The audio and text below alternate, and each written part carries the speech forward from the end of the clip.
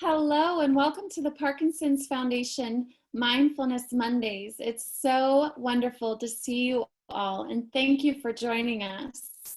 My name is Krista Ellis and I am the Community Programs Manager for the Florida and Gulf Coast chapters. During this time of social distancing, we hope that you are able to stay healthy and safe at home. Due to the evolving situation around the COVID-19 outbreak, we are taking every precaution to look after our Parkinson's community. In our efforts to help you stay connected, the Parkinson's Foundation is providing weekly educational and wellness programs in a virtual format through our PD Health at Home series. Each Monday at 1 p.m. Eastern Standard Time, we will have a live expert sharing their tips and knowledge on staying mindful during this unique time. Every week, we will explore a different topic on how the practice of mindfulness can influence your health and well-being.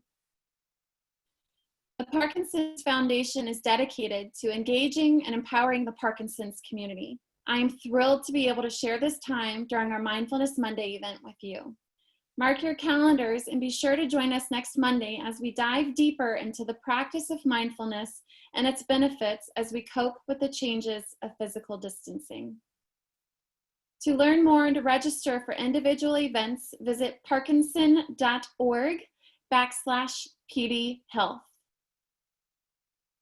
This is new for all of us, so we thank you in advance for your patience while we're getting used to doing things a new way. As a reminder, your questions can be submitted through the chat function in the black banner on the bottom of your viewing page. We'll do our best to answer as many of your questions as we can during the designated Q&A portion of this program.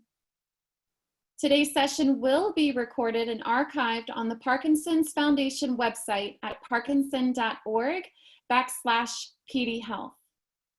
Before I introduce today's speaker, I'd like to tell you a little bit more about the Parkinson's Foundation mission and resources. The Parkinson's Foundation makes life better for people living with Parkinson's disease by improving care and advancing research toward a cure. In everything we do, we build on the energy, experience, and passion of our global Parkinson's community.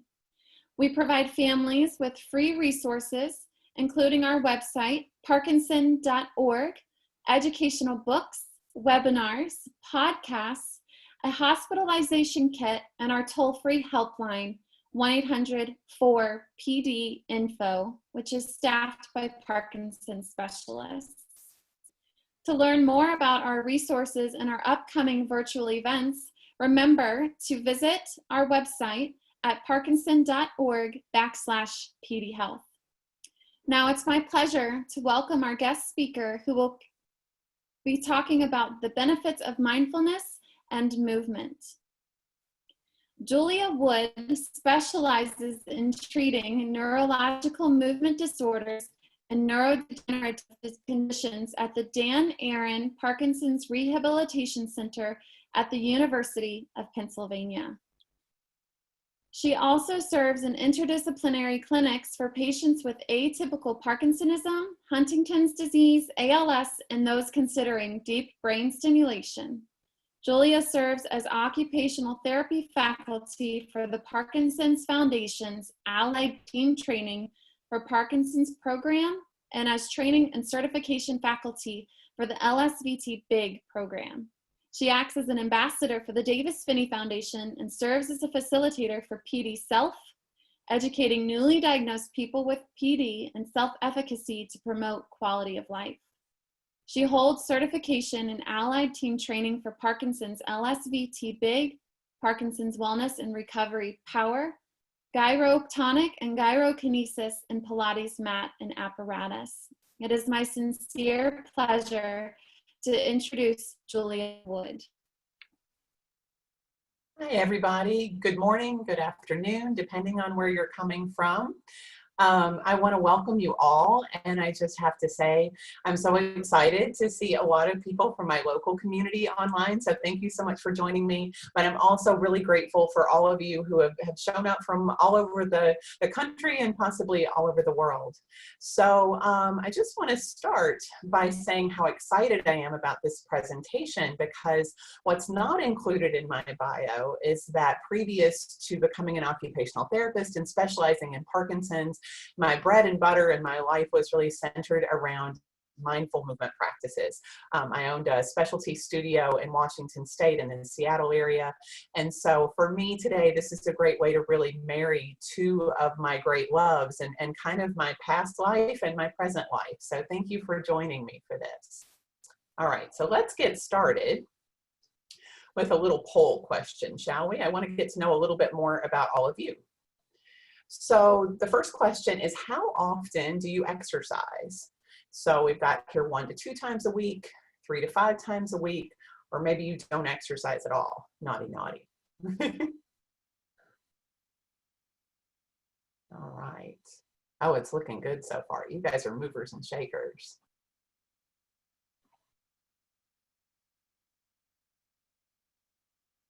All right, so that's fantastic. It looks like the majority of you, almost 80%, are exercising 3 to 5 times per week. That's fantastic.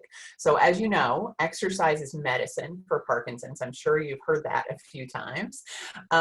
We've only got 7% of you who aren't exercising. And I hope that's not due to the current situation. Maybe you're having a difficult time trying to fit it in or find a way to fit it in. But we'll be talking through some tips and tricks for that today as well. Okay, so thank you for sharing that. That lets me know more about who's with me. All right, so this next slide, we're going to get started in talking about mindful movement. All right, so what exactly is it? When we say mindful movement, what are we talking about? It's actually a kind of a fancy name for a really simple concept, which is just engaging in exercises or movement. It can really be anything that you do, and we'll talk about that more, while you're focusing your attention on your breathing, on the movement of your body. Because mindfulness is, if you have tuned into some of the last few weeks, or maybe you're familiar with, reading about mindfulness or practicing mindfulness, it's really just about that present moment. So ideally, you can be mindful doing anything. We'll talk about that more in slides to come.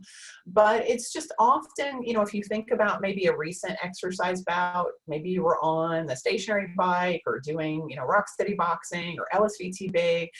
And maybe you're doing your exercise, but your mind's kind of going a lot of other places, thinking about things you should have done. So maybe things that are in the future or in the past, but not really remaining present. So when we talk about mindful movement, it's really that engagement of the mind in the present moment, feeling your breath, feeling your movement. All right, so let's go to the next slide and take a look at it. So what are the benefits? So these are really kind of across studies that look at mindful movement, not specific to Parkinson's, but just in general. So definitely what we note is reduced stress. The improved focused attention comes from some of the research in attention deficit hyperactivity disorder, so a different neurological condition, but attention, as you know, with Parkinson's and some of the non-motor symptoms and cognitive changes, attention can be an issue. We also see reduced depression and anxiety often.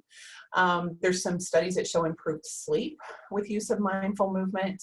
And you'll notice there the balance, flexibility, and strength. I kind of put a little asterisk because it depends on what type of mindful movement you're doing. We're going to get into the variety of practices that can be involved in a little bit. But Tai Chi, for example, has shown some promise with balance for sure. Flexibility is a big part of yoga. Strength is also part of like yoga and Pilates. So it kind of depends on the type of mindful movement that you're doing on which of these benefits you might really notice the most.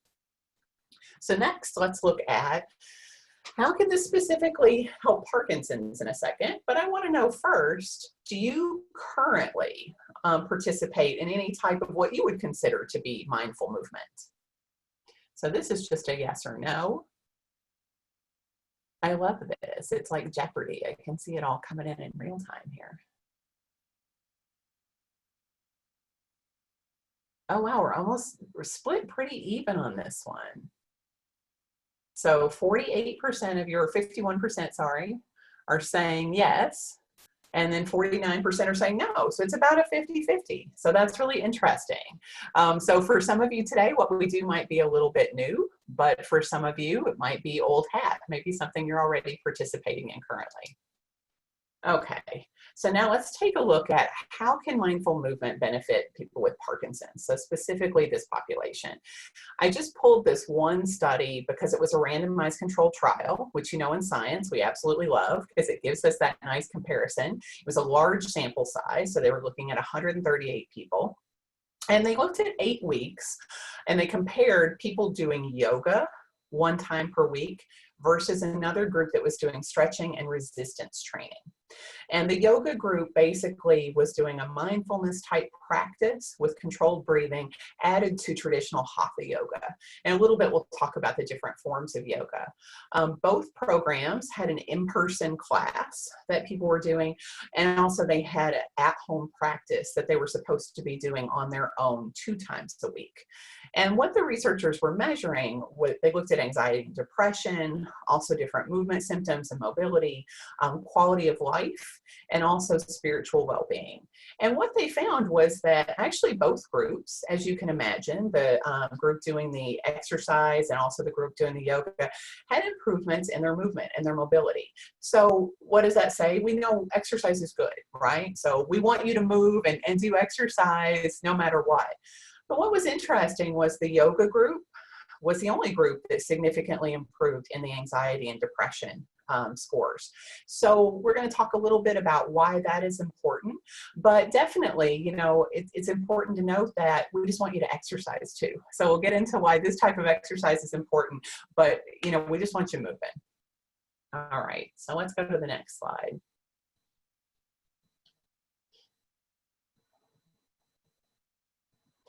So we know, you know, anxiety and depression fall into what we call those non-motor symptoms of Parkinson's, right?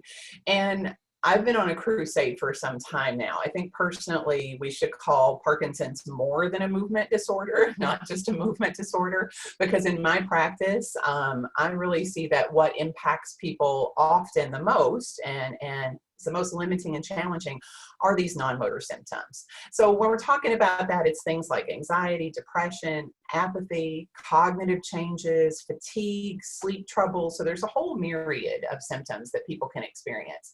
And we know that often these appear early within the condition, and they really can be prevalent. So often people find they have more non-motor symptoms than motor symptoms. They're often less well managed by medication, so it can be harder for your doctor to find a drug or a therapy that will help you.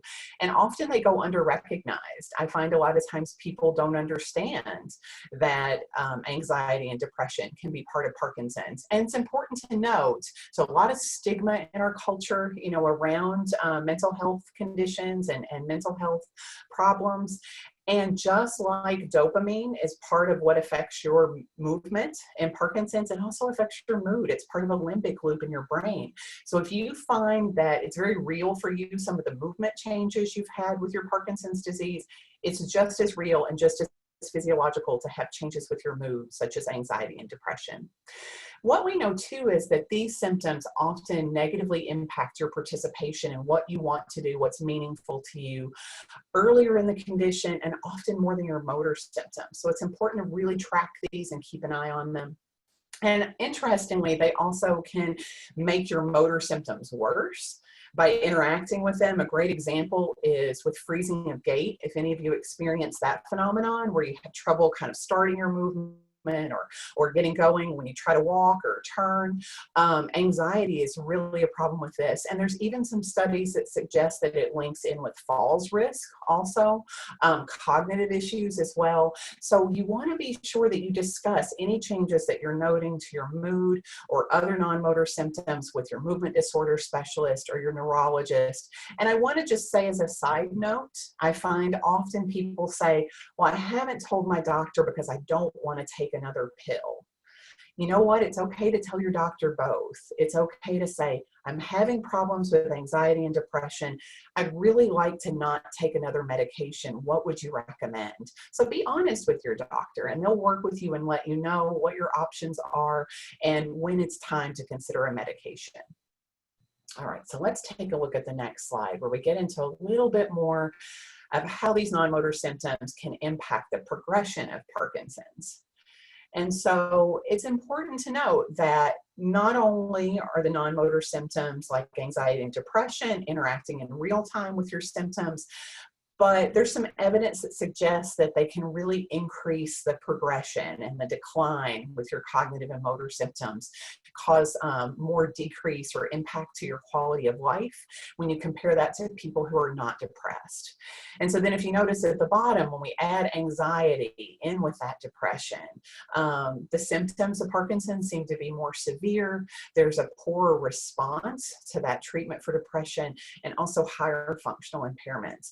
So I want you to remember that not only are we trying to manage and make sure we take care of those symptoms now, but also for the impact and the rate of progression possibly for your condition in the long run. All right, so let's go to the next slide. So what do we do about it, right?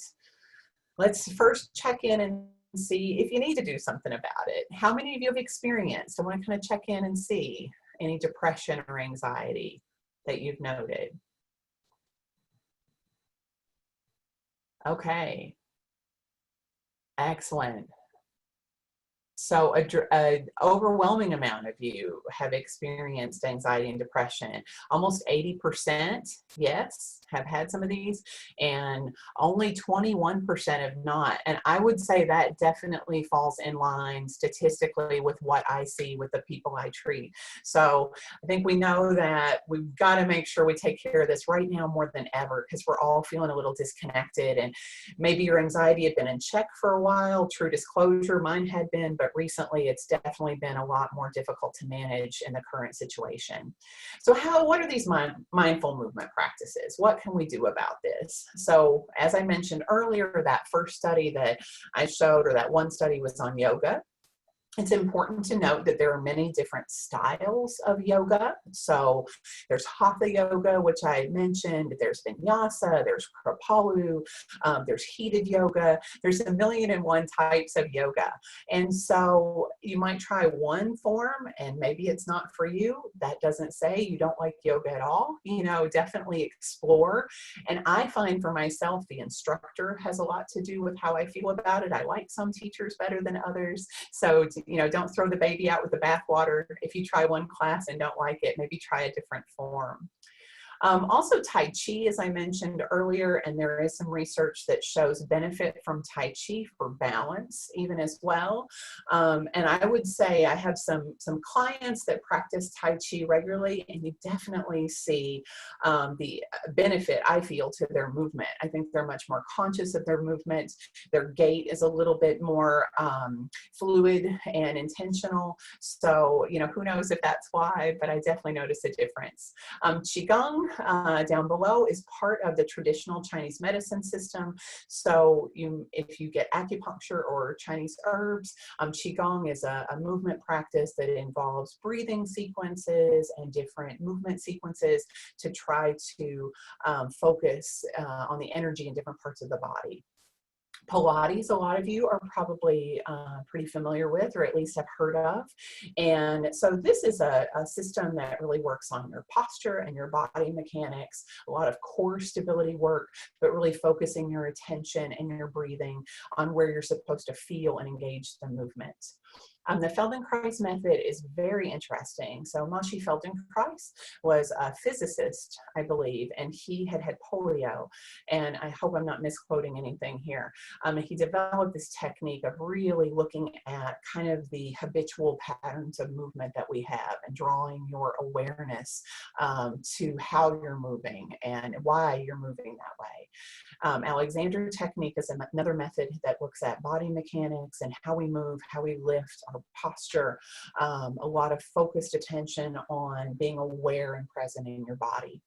And then last but not least, very near and dear to my heart, gyrotonic and gyrokinesis are movement systems that are hybrid systems. So there are elements of Tai Chi, Qigong, yoga, swimming, dance that are involved in these systems. They were developed by an amazing man named Julia Horvath, who I had the joy to train with for both of my certifications in these disciplines.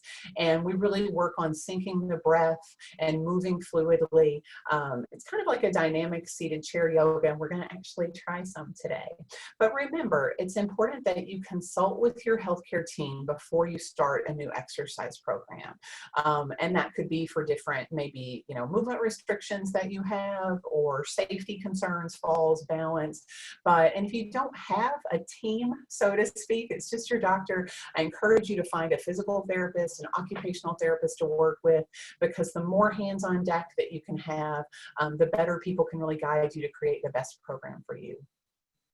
Okay, so let's go to the next slide. So, like I mentioned earlier, you can do anything mindfully, and I think this is really important for people to know. I feel we often become a little defeated if you're trying to start doing mindfulness for the first time, and maybe especially recently you're hearing a lot of buzz about it on the news, and you think, I want to start to practice this. And it is truly a practice, and it is very difficult. And some days are better than others. And if anyone ever tells you they have mastered mindfulness, they're probably not being honest. But you can incorporate it in just little things that you do day to day. So we're all washing our hands, right? That's why I put that first one up there. And I have to admit, I've had some good and bad days lately, like all of us. And so some days, all I really have the focused attention and the presence to do is every single time I wash my hands, I close my eyes, I just focus on that. I feel the water, I smell the soap. I got some nice smelly soap since I'm washing my hands all the time. And I just take that moment to be present and intentional and aware of what I'm doing.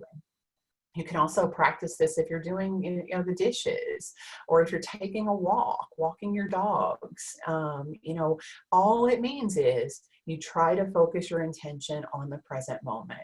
Your mind will wander, it will jump off. That's normal. Our brains are very active, right? Just gently bring it back. Notice the sensations, take everything in. You can do this when you're eating. This lady looks like this apple's really good. So just focusing your awareness and your intention on, what do you taste? What do you smell? What are the sensations that you're having?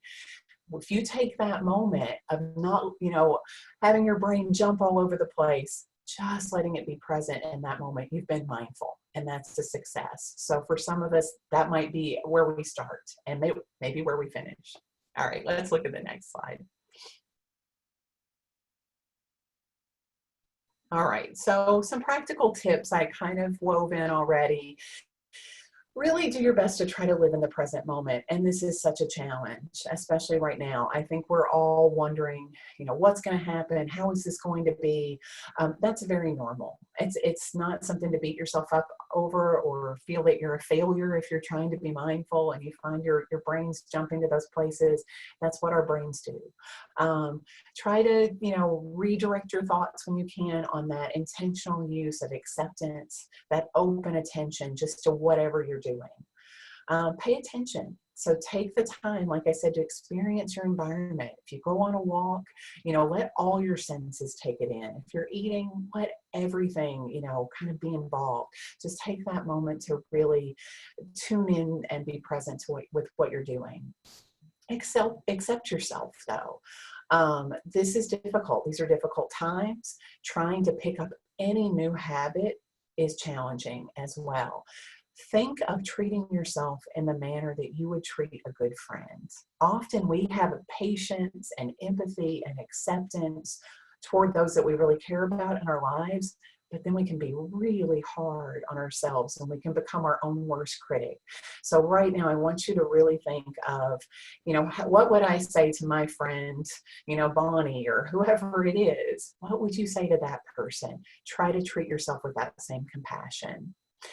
And also, if you need just a moment of mindfulness, all you have to do, the one thing we all do, whether we're conscious of it or not, even if you're just sitting and watching television, is you can focus on your breathing.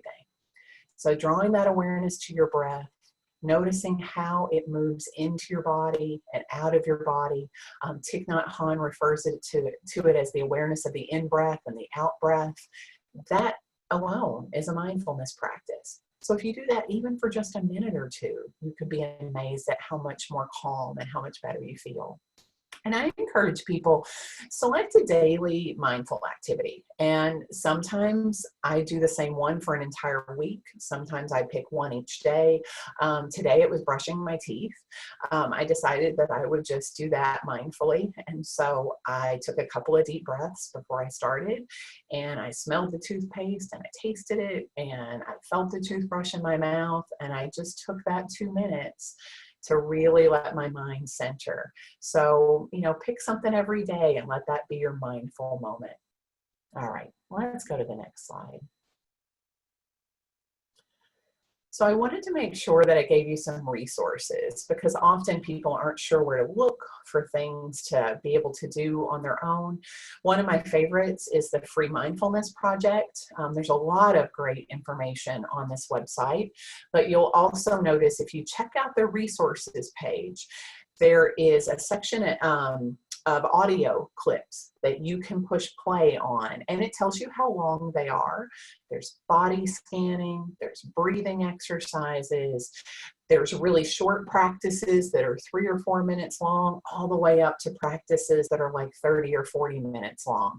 And there is a mindful movement practice on that page as well.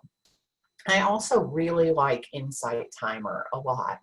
And if you go on Insight Timer, you can search mindful movement, and you'll notice on Insight Timer there's meditations, there's mindfulness activities, there's mindful movement videos and audios, so you can find a lot of resources on there, and it's completely free.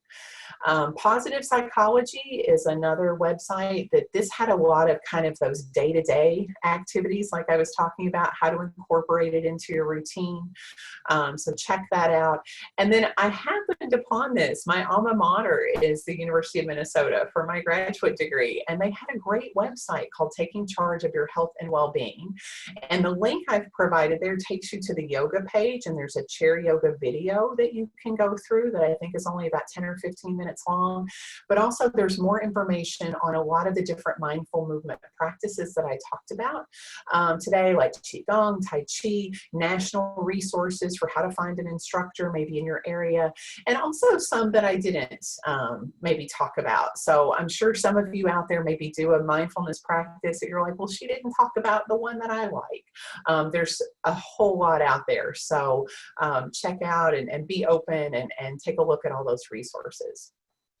All right, so last but not least, I wanted to give a little plug for my favorite book. There's a lot of mindfulness books out there.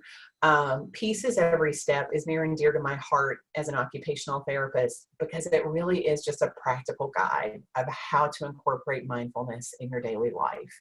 Thich Nhat Hanh is a Zen Buddhist monk who was nominated for the Nobel Peace Prize by Martin Luther King Jr., so I think he definitely has a lot of wisdom to share. And he has great things in there like, when the phone rings, stopping and taking a deep breath before you answer it. I sometimes do that before I check my email. He has tips for washing dishes, for walking mindfully, and it's a very thin book, so it's an easy read. So that's kind of my favorite. All right, so why don't we try a little bit of movement together? That's what I would love. Now keep in mind, this is how I'm going to format this. We're going to start with the breathing. And it's very important that you know that if you have any concerns about moving safely, you can consult your care team. You could just watch today and just breathe. I'm going to start with that. If you feel like anything that we do at any time is just not right for your body, you can always go back to just joining in with that breathing. So I want you to only do what feels safe and comfortable for you. Okay, so I'm going to actually take off my glasses because they get a little bit in the way. They're kind of giant. I think someday these little glasses are going to come back in, but for right now, we're on these big ones. So I'm going to scoot back a little bit so you can see more full view of how I'm moving. You don't necessarily need to see my feet. They're not going to be doing anything exciting, but I just wanted to kind of scoot back so you can see more full view. So I'd like for you to start just by gently resting your arms on your legs. Get wherever you can be comfortable. That could be in a chair with a backrest, and you can have support if you want. You can sit forward in your seat and not use back support. Whatever feels comfortable for you at this time is totally fine. So just start by drawing your attention to your breathing. What do I mean by that? Just notice your breath. Notice how it feels. Does it feel shallow or deep? Is it kind of rapid or slow? What parts of your body are moving when you breathe? Maybe your chest or abdomen. And then just take a second to check in and see how you feel in your body right now. And I want you to take a moment now to feel like your feet are just rooted into the floor if you're seated. Spread your toes. Imagine that your toes are like the roots that you see in trees reaching out and trying to really root into the earth. Try to bring your posture as tall as you can, feeling like you're floating your head up into the clouds and relaxing your arms and shoulders. Let's move our breath now to help with this posture. So I'd like for you to take a deep breath in through your nose and a long, slow exhale out through your mouth. Do that again. Inhale through the nose.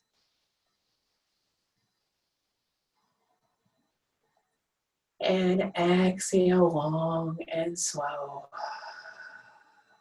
through the mouth. Start to notice as you inhale that you can grow up tall, taller, tallest. Feel yourself get as long as you can. Lift your head into the clouds.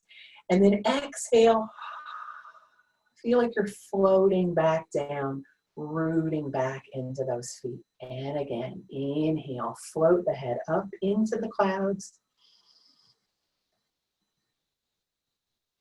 See if you can leave your head in the clouds. Exhale and let your spine and your body just melt and relax away from it.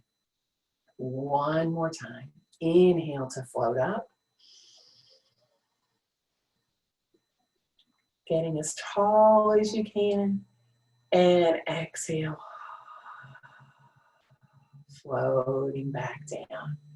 Bring your palms together and brush them together like you're a Boy Scout and you're going to start a fire here. Just try to get a little warmth. Let the fingers slide between each other. We're going to wake up a little bit after that bit of PowerPoint. Hopefully I didn't make you too sleepy, but you never know. All right. Once you feel like your hands are nice and warm, take that deep breath in again for me.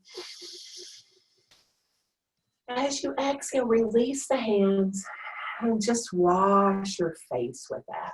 Continue to breathe, just nice and easy, like you're kind of waking yourself up. Go around your eyes a little bit, just moving the sleepies out a little bit before we get started.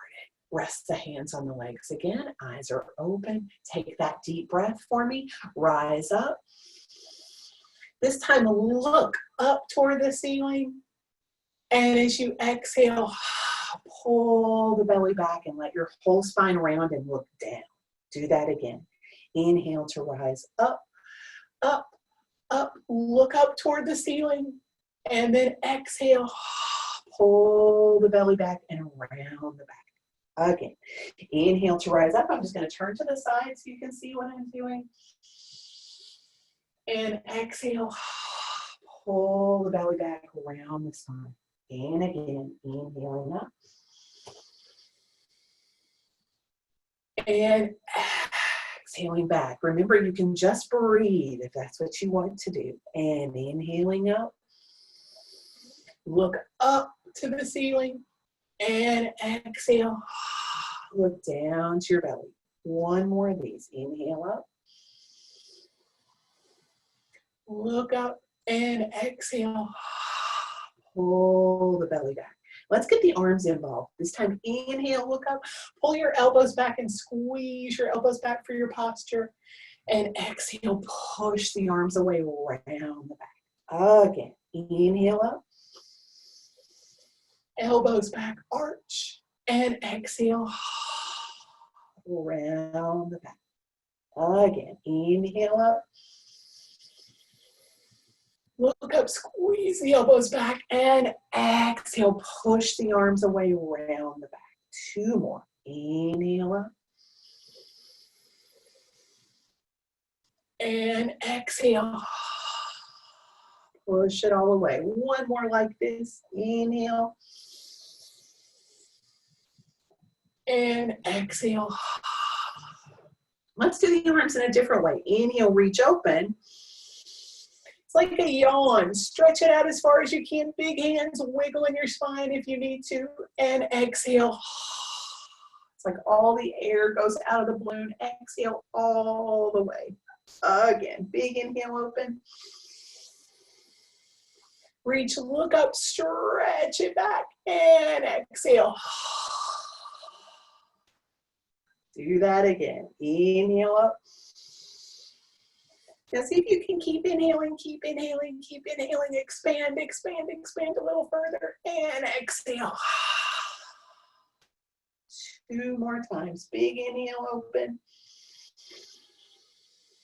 Reach, look up, stretch. And exhale back. Good. Last one, I promise. Big inhale, rise up. Fill your whole body up with breath. And exhale. Bring the hands back to the legs. Sit nice and tall. We're going to go into turning the spine now. So using your belly, turn your hips to one side as far as you can. Look all the way behind yourself. And then come all the way back to center. Try that to the other side. Inhale as you turn. Lift up tall, taller, tallest. And exhale back. Good. Here we go again. Inhale, rise up, up, up, and exhale back. Again, inhale. Look up to the corner behind yourself and exhale back. Again, inhale. You'll notice I'm kind of pushing my knee so that leg doesn't follow me. And exhale back again.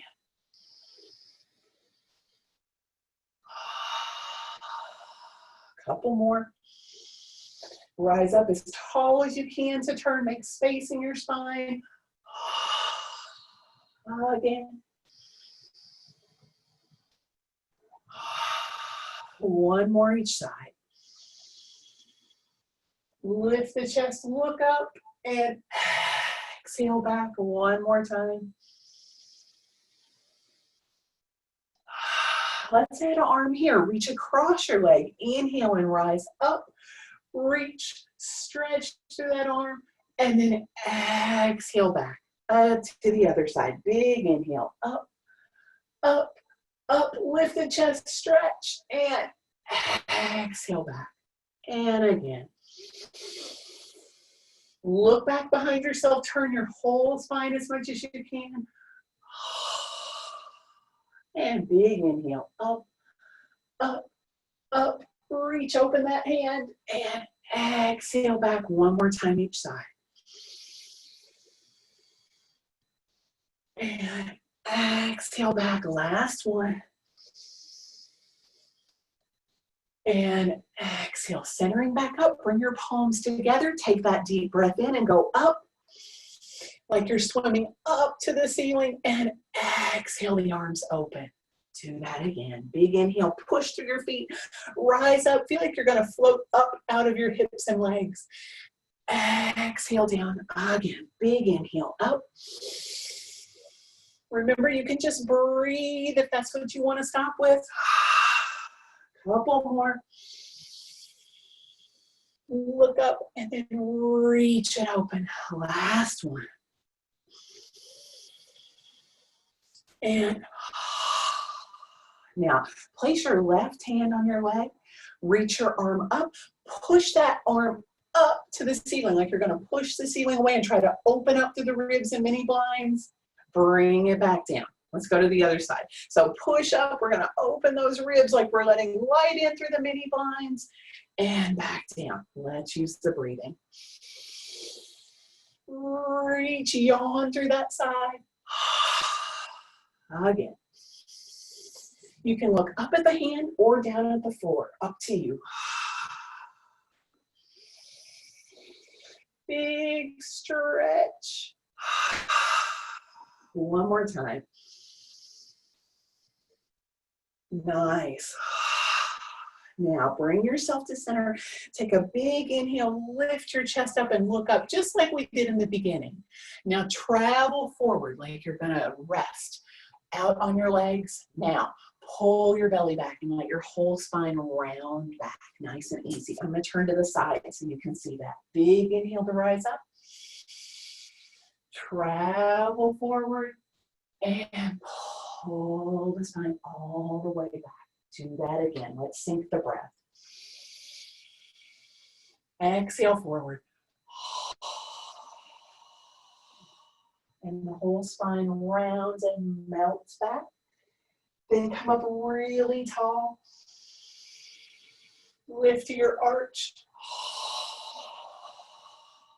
And round back. Do that again.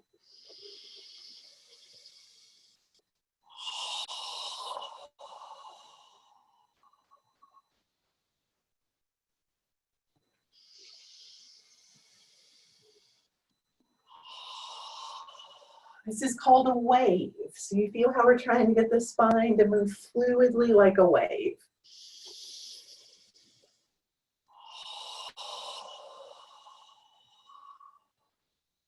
One more time in the center.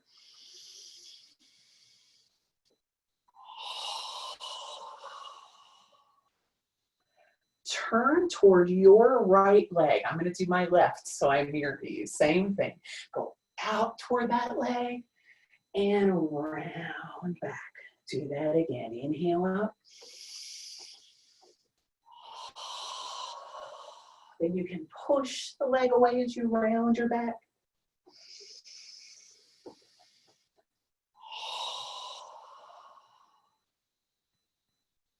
Couple more.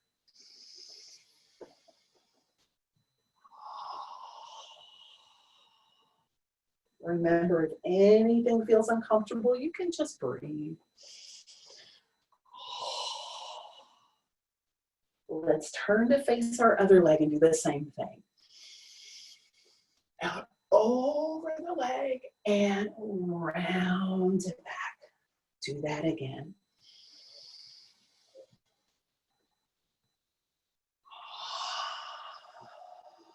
Just keep using your breath.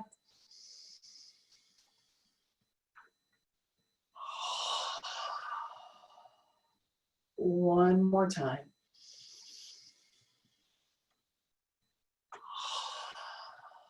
Come to the center. Send one leg out in front of you. My foot's just flexed on the bottom. I'll scoot back a little. Same thing with your wave. Wave over that leg. It's like you're pushing your heel away. You should feel a little stretch in your leg. Pull the belly back, step it in. Other leg reaches out. Go forward like your belly button's going to reach to your big toe. And then pull it back. Step that foot in, switch feet.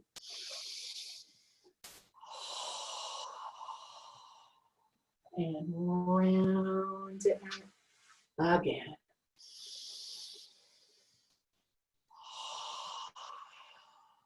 Round it back. One more each side.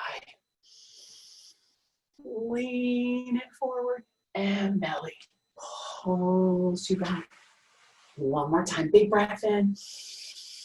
Lean it forward and round it back. Good. Bring your feet back out to that wide base. Rest the hands on the legs. Sit for a moment now and just notice your breathing now. We will finish as we began. I want you to just take a second to close your eyes and try to feel now what you sensed in the beginning. Take a moment to feel your breathing. How is it different? Is it deeper? Is it faster? What has changed about it? You don't have to make it be anything.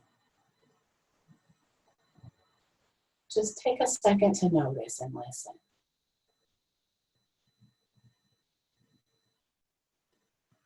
And now move your focus to your body. What feels different there? Maybe you feel some warmth or heat if you were moving with us. Maybe you feel more calm. Just notice. There's no right or wrong, no good or bad, no judgment. There's only what you perceive.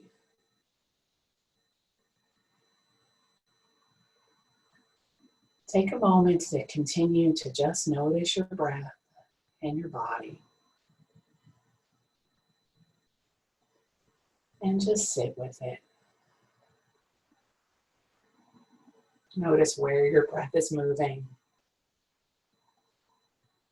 Might be more in your abdomen now.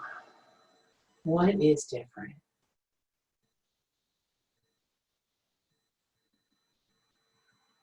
If your mind starts to wander and kind of run off with some thoughts, gently bring it back, but don't be frustrated with yourself. That's just what your brain does. That's its job. Let's just take a couple more deep breaths together in through the nose. And out through the mouth. And one more time, in through the nose. And out through the mouth. Take a second to let yourself just completely relax. Try to let go of any tension you might feel. When you are ready, open your eyes and blink without turning your head. Look around the room and bring yourself back in, back to where you are, back to present. So that's an example of how you can use a mindful movement session as a prep even for doing a little mindfulness. Maybe get the wiggles out, so to speak. Thank you so much for those of you who breathed and moved with me. I really appreciate it. And if you're ready, we can take some questions. I didn't put everybody to sleep. Thank you so much, Julia. That was really special. I appreciate your guidance for today's Mindfulness Monday. As Julia mentioned, we will begin taking some of the questions that came through during her presentation. We had one guest say, I am on a walker. What type of exercise would be good for me? That's a great question. So I'm not sure if you participated in what we just did. But walker or not, there's a lot of chair-based yoga or, the chair-based exercise like we just did that would be great for you. Dance for Parkinson's disease is also another format that often has a seated exercise component to it. LSVT Big and also Parkinson's Wellness and Recovery or POWER have seated exercises that you can do. But definitely I would recommend that you work with a physical therapist and an occupational therapist and really determine what exercises would be most appropriate. I gave you seated options as far as at home right now, maybe where you're trying to just be safe, there's no one watching out, but just because you're on a walker doesn't mean you should never exercise standing up. But I would just want you to have some guidance on what is safe for you, what types of supports you might need, so that, you know, we always want to build your balance confidence, not make you feel more unsteady or risky if you're doing exercise that you don't feel confident in doing. Great, thank you. Question 2, how can we apply mindfulness when we have family members who are hounding us with scary news updates and coronavirus statistics? Oh, that's a great question. And there's a lot of that going on. I know, you know, this might sound a little, I hope this doesn't sound dismissive, because that's not my intention at all, but you might even use that as an opportunity, as a prompt for mindfulness. So you could do one of two things. While they're telling you this, especially if you're on the phone and maybe mute yourself, take some deep breaths, just kind of calm and center yourself. Or after you maybe disengage from that person, hang up from that phone call, or leave the room if it's someone that you live with, take that as a moment to reset and recenter and take some deep breaths. You can explore online too. I like mantras a lot. I did not do a mantra today because sometimes people feel that it's somehow religious or spiritual in some way, and I didn't want to make anyone uncomfortable. But if there's one that you find comforting, like for me right now, I a lot of times will say, may I feel safe, may I feel loved. And I will just go through that mantra in my mind as I do my breathing, because those are the two things I'm finding I want to feel. I want to feel safe and I want to feel loved. So maybe find something that you can hold on to. It could be a prayer even, you know, of some sort. But I would say take that almost as a prompt for mindfulness if you can. Great questions. Yes, thank you, Julia. Question 3, I live with my children and my grandkids, so it's always noisy. Do you have any tips on how to meditate in a house like this? And second part, any advice on getting them to join me? Oh, absolutely. So I'm not sure the age of the kids that you're talking about, but even on Insight Timer, there's some great resources on there for doing mindfulness and meditation with kids with different ages. So you might have it as a different activity that you all could do. Blowing balloons sometimes is a great way to get kids to do breathing, because you have to take a big in breath and do a big out breath to blow up a balloon. So it's a tricky way to get them to breathe. Another thing I would say too is if you're in a noisy house and you can get away and maybe put some earbuds in and plug in one of the mindfulness, like a guided mindfulness or something, so you kind of tune the sound out, that can be really helpful as well.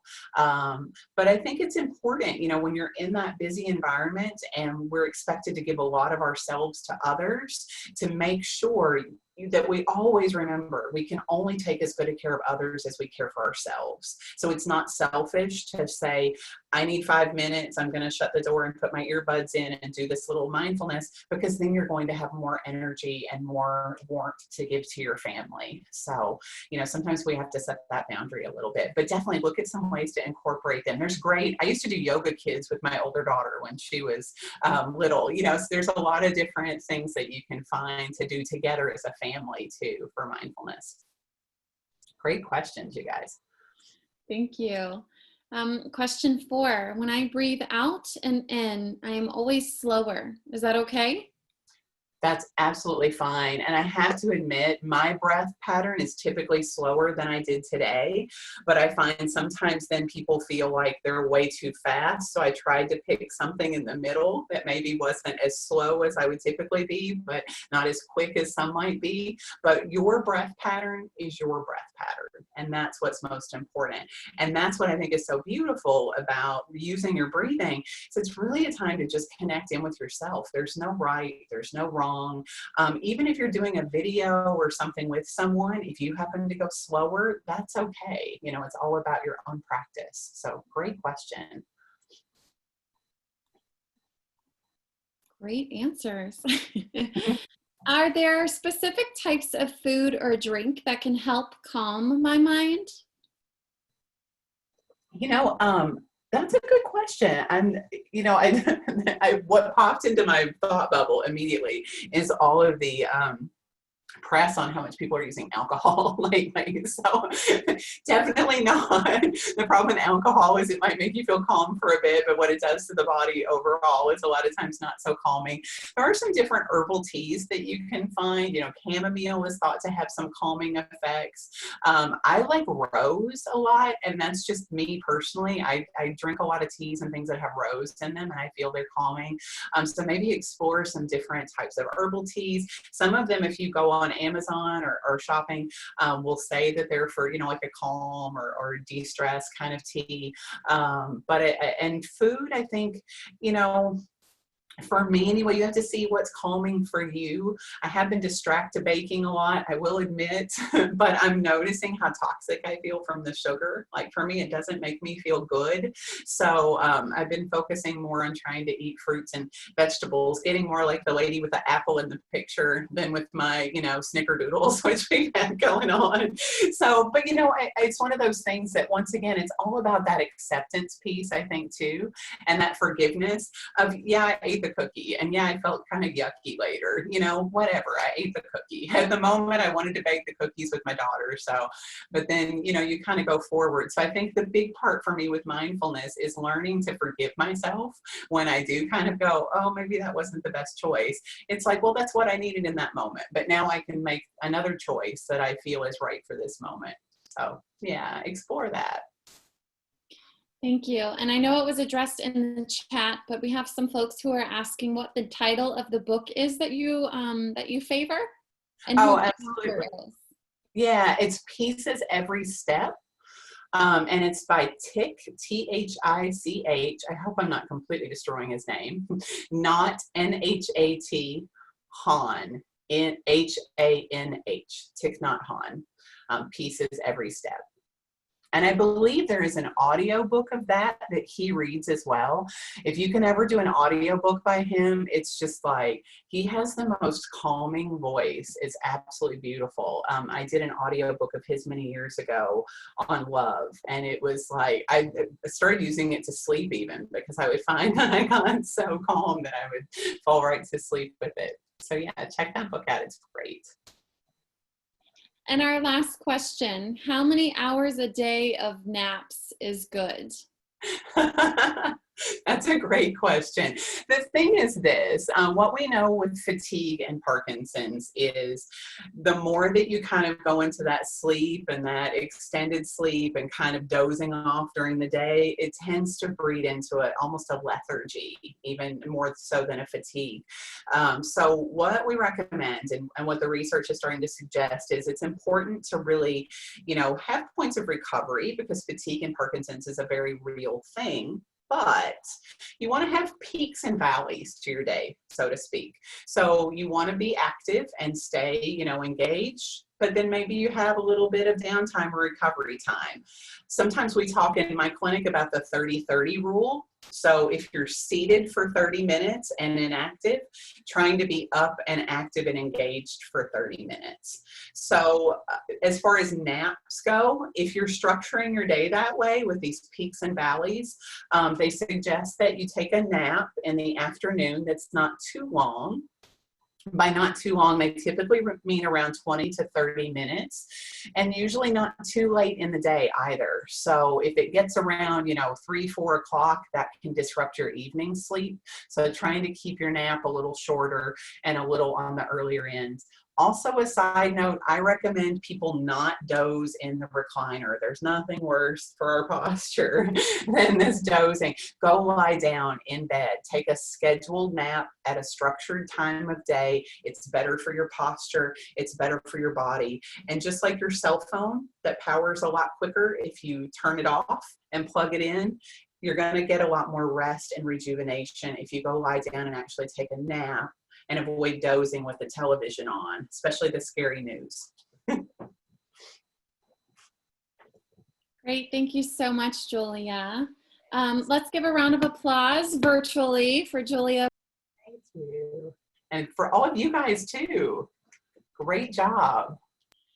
If you aren't on camera at this time, I'd love to encourage you to join us on camera as we do our closing remarks to say hi to each other and see everyone across the nation. A big thank you to our amazing presenter, Julia Wood, for her guidance and her expertise today on our Mindfulness Mondays. Please join us next week for mindfulness and how it can help you manage sleep and Parkinson's disease.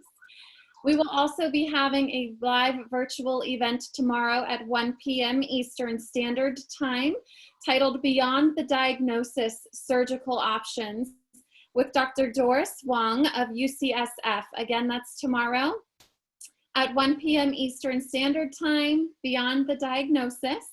You can learn more about our virtual event at parkinson.org/pdhealth. And as a reminder, today's session has been recorded and will be archived on the Parkinson's Foundation website. We will be sending a thank you email for joining us today, which will give you a direct link to today's recording and to the presentation slides. If you are just joining us on camera, please wave hello, wave goodbye. Give them a smile. We sure hope you guys are staying healthy and staying safe at home. And thank you so much one final time to Julia. We really appreciate your time today and for giving us some new tips and techniques to cope during this strange and unique time. So many thanks to you all for joining us for Mindfulness Monday, and I hope to see you again next Monday. Thank you.